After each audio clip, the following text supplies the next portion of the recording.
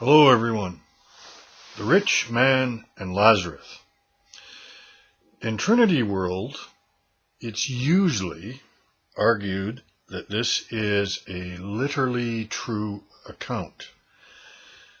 There really was a rich man and there really was a Lazarus, and one of the reasons that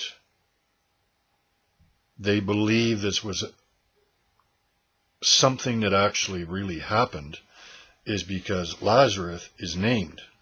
He just wouldn't do that if this was a parable. That's kind of the argument. That's the gist of it anyway. So let's have a look at this account where Trinitarians argue that people are conscious like they are when they're alive, after they're dead, and in Hades. And so they use this account to try and prove that idea. Luke 16, verse 19. Now there was a rich man, and he habitually dressed in purple and fine linen, joyously living in splendor every day. And a poor man named Lazarus was laid at his gate, covered with sores, and longing to be fed with the crumbs which were falling from the rich man's table. Besides, even the dogs were coming and licking his sores. Now the poor man died and was carried away by the angels to Abraham's bosom. And the rich man also died and was buried. In Hades he lifted up his eyes, being in torment, and saw Abraham far away, and Lazarus in his bosom. And he cried out and said, Father Abraham, have mercy on me, and send Lazarus, so that he may dip the tip of his finger in water, and cool off my tongue, for I am in agony in this flame. But Abraham said, Child, remember that during your life you received good things, and likewise Lazarus bad things. But now he is being comforted here, and you are in agony. And besides all this, between us and you there is a great chasm fixed, so that those who wish to come over from here to you will not be able, and that none may cross over from there to us.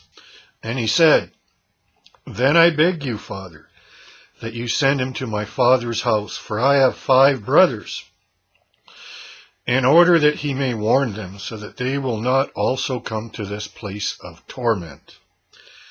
But Abraham said, They have Moses and the prophets, let them hear them. But he said, No, Father Abraham, but if someone goes to them from the dead, they will repent. But he said to him, If they do not listen to Moses and the prophets, they will not be persuaded, even if someone rises from the dead. New American Standard. And by the way, that last statement made in this account is a slam against the Pharisees. It's basically an allusion to the Pharisees, who really don't listen to Moses and the prophets, although they say they do. And if they don't listen to Moses and the prophets, they certainly aren't going to be persuaded if someone rises from the dead, like Jesus. So that's kind of the moral of the story. So Trinitarians argue that this is the place where disembodied souls go. So at death, your soul or your spirit, and some people conflate the two, separates from your body,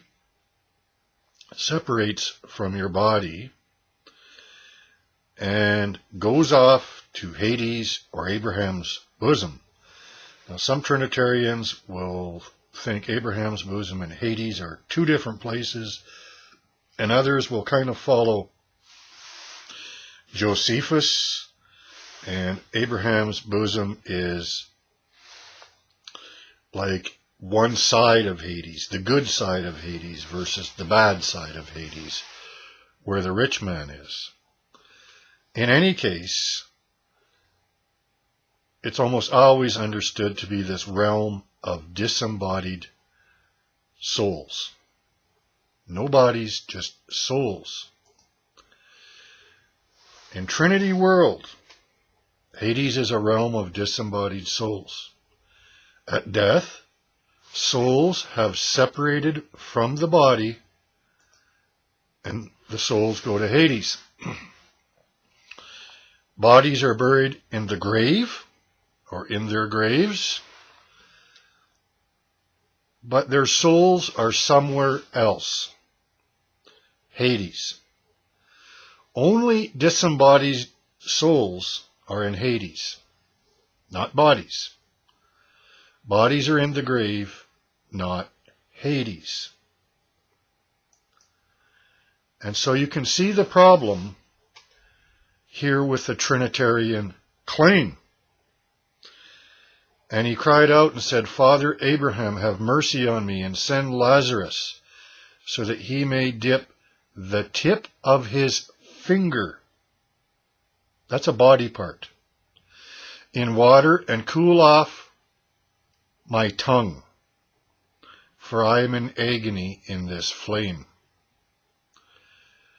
This is supposed to be the realm of disembodied souls, souls which have separated from their bodies.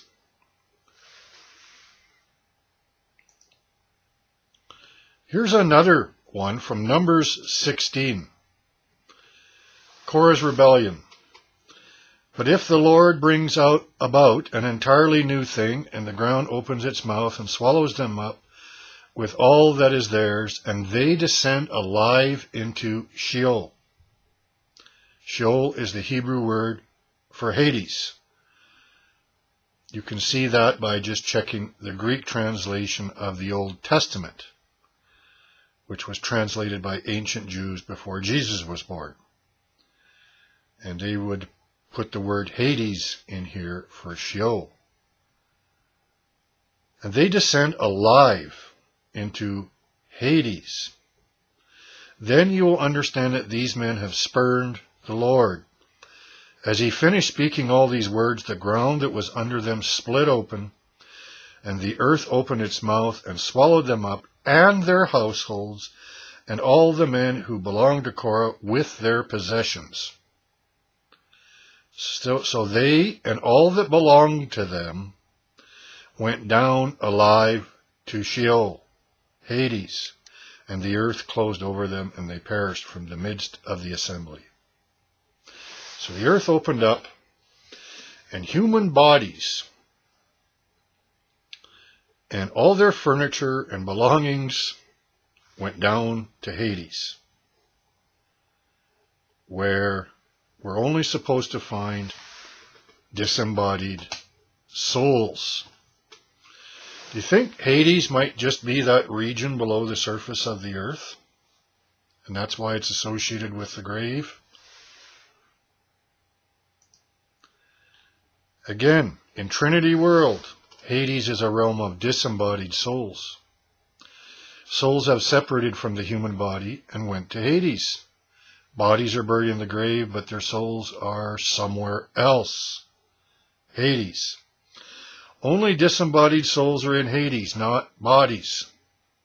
Bodies are in the grave, not in Hades, because Hades is where disembodied souls go. So if Hades is the realm of disembodied souls, what are body parts doing in Hades?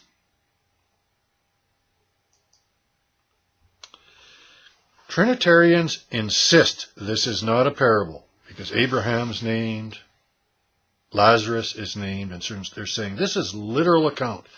This literally happened, just the way it's being described. And they insist it's not a parable, but something which literally happened. Trinitarians, since you argue that there isn't anything allegorical about this account, tell us how those fingers and tongues ended up in the realm of disembodied souls. Nothing allegorical about this account. I bet we can all guess what you're going to try and do now. Hades, the realm of disembodied souls in Trinity World. And they're claiming this is a literal account. If this is a literal account, fingers and tongues, body parts, are in Hades.